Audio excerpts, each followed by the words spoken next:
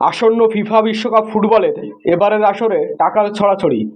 Greatest show off the earth খ্যাত এই football টুর্নামেন্টে অংশগ্রহণকারী মোট 48 দল মিলে পাবে 8,122 কোটি টাকা। প্রথম রাউন্ড থেকে শুরু করে ফাইনাল পর্যন্ত মোট 8টি ধাপে শেষ হবে এবারের বিশ্বকাপ। চলুন জেনে আসি কোন ধাপে কত টাকা করে প্রাইজ মানি পাবে প্রতি দল। গ্রুপ স্টেজে অংশগ্রহণকারী প্রতি দল পাবে 111,60,00,000 টাকা করে, এবং যারা গ্রুপ স্টেজ পার করে শেষ 32-এ উঠবে তারা পাবে 136,40,00,000 টাকা।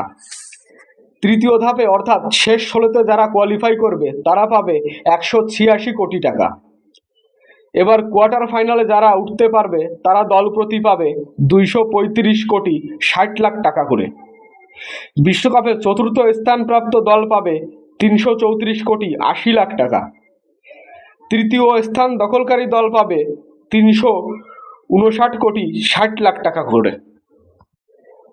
বিশ্বকাপের ফাইনালে অংশগ্রহণকারী রানার আপ দল পাবে 409,20,00,000 টাকা, এবং এবারের বিশ্বকাপের চ্যাম্পিয়ন দল পাবে 620 কোটি টাকা।